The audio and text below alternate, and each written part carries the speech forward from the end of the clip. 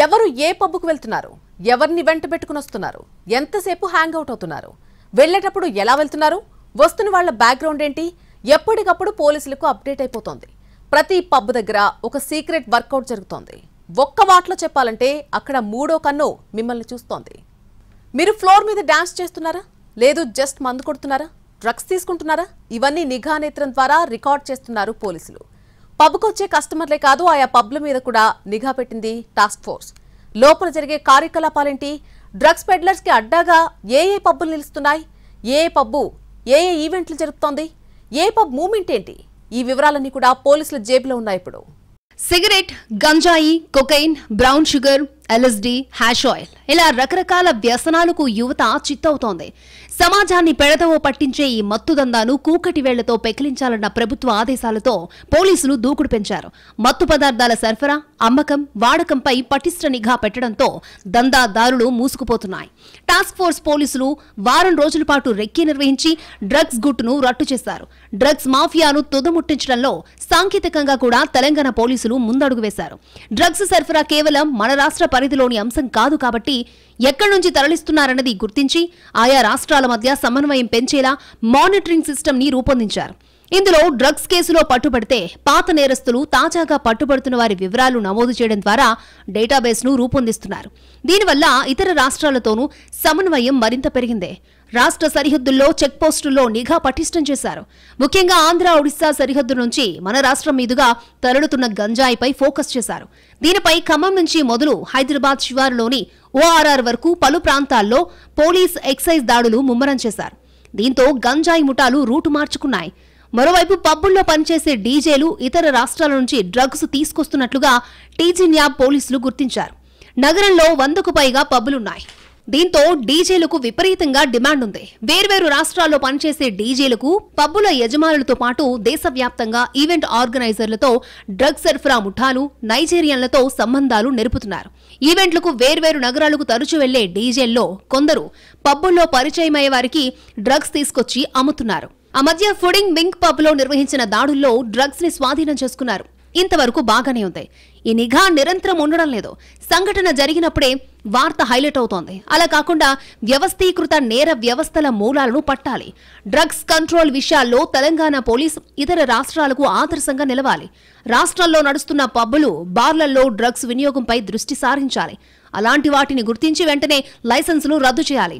Hyderabad, Cyberabad, Rachakonda police కమిషనరేట్ల పరిధిలో ఉన్న pubs ని గుర్తించాలి. పబ్బు యజమానులందరికీ పిలిపించి సమావేశం ఏర్పాటు చేసి వారికి ఖచ్చితమైన ఆదేశాలివ్వాలి. గతంలో రాజకీయ ఒత్తిళ్లలో ఈ తరహా కేసులు తొక్కిపెట్టేవారు. సెలబ్రిటీలుంటే చూసి చూడనట్టు వ్యవహరించేవారు. దర్యాప్తు విభాగాల అధికారులే ఆఫ్ ద రికార్డ్ చెబుతున్నారు. అందుకే పబ్లకు, క్లబ్లకు వస్తున్న సోకాల్ సెలబ్రిటీలపై పోలీస్ శాఖ నిఘా వేసింది. ఎవరు ఏ పబ్కొస్తున్నారు, ఎంతసేపు ఎంగేజ్ అవుతున్నారు, వెళ్లేటప్పుడు ఎలా వెళ్తున్నారు, ఒక్కరే వస్తున్నారా, కూడా ఇంకెవరైనా ఉన్నారా, వాళ్ళ కుటుంబ నేపథ్యం ఏంటి, క్రైమ్ రికార్డ్ ఏమైనా ఉందా, ఇలాంటి వివరాలు సేకరించి పెట్టారు.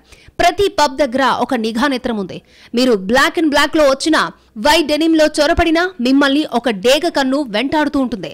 లోపల ఫ్లోర్ మీద డాన్స్ వేస్తున్నారా, జస్ట్ తినడానికే వచ్చారా, లేక మందు కొడుతున్నారా, సీక్రెట్ గా డ్రగ్స్ వాడుతున్నారా, ఇవన్నీ అప్ టు డేట్ నిఘా నేత్రం ద్వారా రికార్డ్ చేస్తున్నారు పోలీసులు. పబ్కి వచ్చే కస్టమర్లే కాదు, ఆయా పబ్ల మీద కూడా నిఘా పెట్టింది టాస్క్ ఫోర్స్. లోపల జరిగే కార్యకలాపాలేంటి, డ్రగ్స్ పెడ్లర్కి అడ్డాగా ఏ పబ్బులు నిలుస్తున్నాయి, ఏ పబ్ ఈవెంట్ ఏంటి, ఏ పబ్ మూవ్మెంట్ ఏంటి, ఈ వివరాలన్నీ పోలీసులు సేకరించి పెట్టారు. పబ్లకు వచ్చే సెలబ్రిటీలు, పాపులర్ యూట్యూబర్లు, ఇన్స్టా ఇన్ఫ్లుయెన్సర్ల వివరాలన్నీ స్టేషన్ కంప్యూటర్లో నిక్షిప్తమై ఉన్నాయి. కాస్ట్యూమ్ మారితే కనిపెట్టలేరని అనుకుంటే పొరపాటే. చీకట్లో తాగి తైతెక్కలాడి తప్పించుకుంటామంటే అమాయకత్వమే అవుతుంది. సోషల్ మీడియాలో యాక్టివ్ గా ఉన్నవాళ్లకు డ్రగ్ పెడ్లర్లకు మధ్య లింకులేమైనా ఉన్నాయా అని ఆరా తీస్తున్నారు. ఉంటే ఆ బాగోతాన్ని బయట పెట్టే పనిలో ఉన్నారు పోలీసులు. డార్క్ రూమ్ లో డ్రగ్స్ పీల్చి గుట్టుగా జారుకుంటాము అనుకుంటే తప్పులో అడిగేసినట్టే. పబ్కి వెళ్లే వాళ్ళ లిస్టు పోలీసుల జేబులో ఉంది. లోపల యాక్టివిటీ మొత్తం స్టేషన్ సిస్టమ్ లో అప్డేట్ అవుతుంది. ప్రతి పబ్ దగ్గర డిటెక్టివ్ మెకానిజం ఒకటి పనిచేస్తుంది. ఈ క్రమంలోనే డ్రగ్స్ రహిత రాష్ట్రం కోసం తెలంగాణ ప్రభుత్వం మరొక అడుగు ముందుకేసింది. ముఖ్యమంత్రి Revanth Reddy eagle elite action group of drug law enforcement ను రంగంలోకి దింపింది.